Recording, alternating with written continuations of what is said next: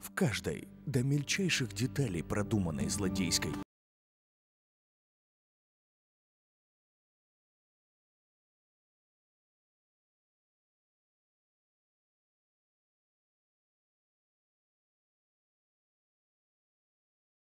мы предлагаем тебе, дорогой зритель, побыть в шкуре детектива. Внимательно слушай истории гостей и расследуй преступление самостоятельно. Рано вы. Ожидал вашего прихода по меньшей мере через 15 минут. Думаю, мне удалось войти незаметно. Так и есть. Но вашу суетливую походку трудно не заметить даже с космоса.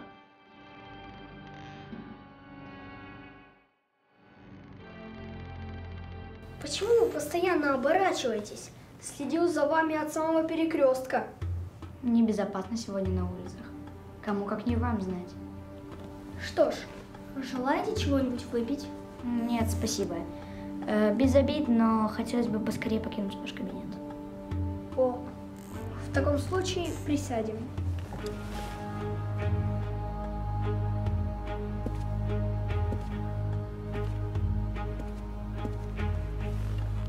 Ну-ка, расскажите, любезный, как все произошло?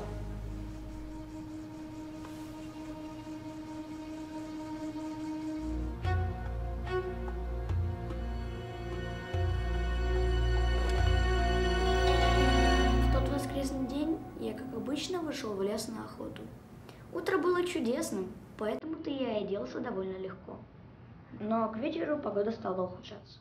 Поднялась вьюга, которая вскоре переросла в настоящую снежную бурю.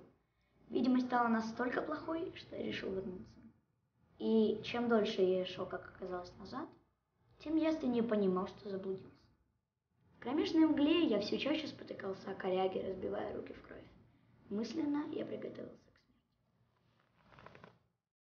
смерти. Вы так доходчиво рассказываете, словно вас и сейчас пробирает озноб. Хотя в моем кабинете довольно-таки тепло. Может, вам все-таки предложить чашечку горячего чая? Хорошо бы. Вы так добры, инспектор, так добры.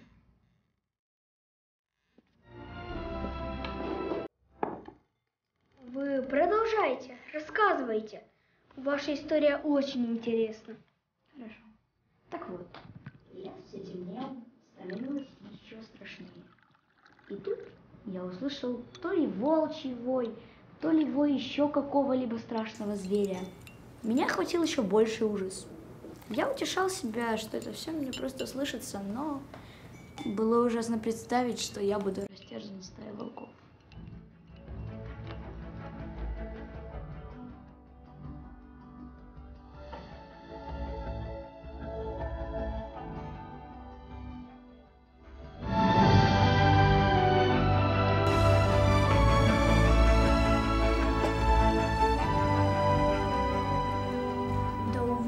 Любезный, прям-таки дар рассказчика. Я за вас искренне рад, что тогда вы не умерли холодной смертью. Вот и сейчас пытаюсь вас согреть. Все ради того, чтобы дослушать вашу таинственную историю до конца. Благодарю вас, инспектор. Я увидел, как мелькнул огонек. Я сначала подумал, что это просто какие-то предсмертные галлюцинации, но когда он мелькнул снова и снова, я понял, что это мне не чудится. Вы не представляете, насколько я был рад, когда пошел на свет и увидел одинокую лесную сторожку. Свет в окне говорил о том, что там кто-то есть, и этот кто-то мог оказать мне помощь. Зайдя внутрь, я увидел камин и человека, подбрасывающего туда поленья. Тут же, услышав скрип двери, он поднялся и встал напротив меня. Его выражение лица было зловещим. И, кстати, это, скорее всего, был тот преступник, портрет которого с недавних пор развешан у нас в городке. Что сейчас понял, он сейчас на меня набросится. Возможно, он и нападать на меня не думал, а просто забыл положить топор у камина. Не понимая, что делаю, скорее инстинктивно, я достал с плеча ружье и выстрелил в приближающегося ко мне человека. Неужели вы и правда так сильно были напуганы, что вы, спокойный и законопослушный человек, позволили себе так поспешно выстрелить в живого человека? Не каждый на такое решится. Так и было, господин инспектор. Так и было. Был сильный испуг. Это только потом выяснилось, что это не упомянутый мной преступник, а просто лесник, который просто похож на него. Возможно, он и нападать на меня не думал, а просто забыл положить этот злополучный. Мною двигали лишь рефлексы и инстинкт самосохранения. За это меня ведь не упекут в тюрьму, ведь так, инспектор? Боюсь, что все-таки упекут. Все дело в том, что вы сознательно по какой-то причине убили лесника. А всю эту историю вы выдумали, чтобы оправдать свои действия. Но я ведь действительно принял его за преступника по ошибке, портреты которого размещены в объявлениях. Я ведь сказал...